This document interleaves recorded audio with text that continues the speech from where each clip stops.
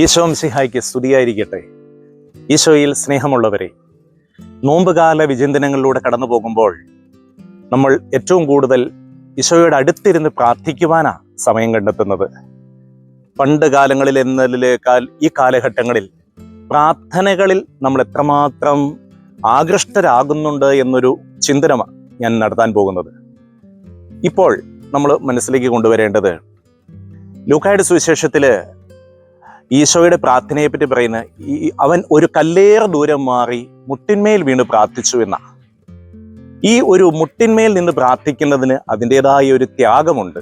ലോക പാപ ഭാരങ്ങളെല്ലാം അവൻ ഏറ്റെടുക്കുന്ന ഒരു അനുഭവമാണ് യേശുവിൻ്റെ പ്രാർത്ഥന എന്നുള്ളത്.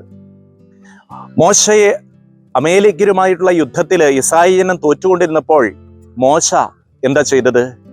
മോശ കരങ്ങൾ ഉയർത്തി പ്രാർത്ഥിച്ചുകൊണ്ടിരുന്നത്. മോശ എപ്പോഴെല്ലാം കരങ്ങൾ ഉയർത്തിയപ്പോൾ എന്താ സംഭവിച്ചത്? ഇസ്രായേൽ ജനം വിജയിച്ചുകൊണ്ടേയിരുന്നു. പ്രാർത്ഥനയിൽ നമ്മൾ പാലിക്കേണ്ട ഒരു ബോഡി പോസ്ചർ, അതിൻ്റെതായ പ്രത്യേകതയുണ്ട്. ഞാനിത് പറഞ്ഞു വരുന്നത്, ഈ കാലഘട്ടങ്ങളിൽ നമ്മുടെ കുടുംബങ്ങളിൽ പ്രാർത്ഥനയുടെ ഒരു അന്തരീക്ഷം, പ്രത്യേകം സാഹചര്യങ്ങൾ, പ്രാർത്ഥനയുടെ ഒരു സാഹചര്യങ്ങൾ എന്നുള്ളത് ഒത്തിരിയേറെ അസ്വസ്ഥമായിരിക്കൊണ്ടിരിക്കുക. എങ്ങനെയാണ് പ്രാർത്ഥിക്കേണ്ടത്, പ്രാർത്ഥനയിൽ പാലിക്കേണ്ട ഒരു ബോഡി പോസ്ചർ, ഇതിനെക്കുറിച്ചൊന്നും ഒരു ബോധ്യങ്ങളില്ലാതെ കടന്നു പോകുക.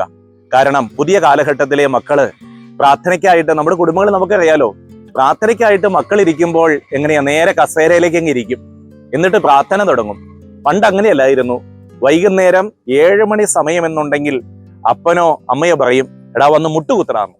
മുട്ടുകുത്തി കരങ്ങൾ കൂട്ടിപ്പിടിച്ച് പ്രാർത്ഥിക്കുമ്പോൾ ആ ഒരു പ്രാർത്ഥനയ്ക്ക് ദൈവത്തോടുള്ള ബന്ധം, ദൈവത്തിൻ്റെ സാന്നിധ്യ അനുഭവം, ആ ത്യാഗത്തിൻ്റെ അനുഭവം, ഇതൊക്കെ നമ്മുടെയൊക്കെ മനോമുഖരങ്ങളിലുണ്ട്. എന്നാൽ മുട്ടുകുത്താതെ വളരെ ഈസി ആയിട്ട് കസേരയിലിരുന്ന് പ്രാർത്ഥിക്കുമ്പോൾ അതിൻ്റെതായ എന്ത് ത്യാഗമുള്ളത്. അപ്പോൾ സംഭവിക്കുന്നതിന് പ്രാർത്ഥന വിരസമായിട്ടാണ് തീരുന്നത്.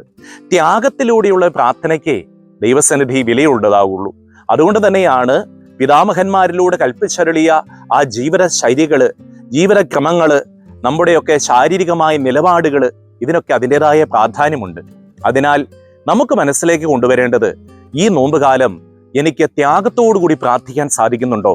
എൻ്റെ കുടുംബത്തിൽ ഞാനും എൻ്റെ മക്കളും ഒക്കെ മുട്ടുകുത്തി കരങ്ങൾ ഉയർത്തി കരങ്ങൾ കൂട്ടിപ്പിടിച്ച് പ്രാർത്ഥിക്കുന്നതിൽ എന്ത് നിലപാടുകളാണ് ഞാൻ എടുക്കേണ്ടത്?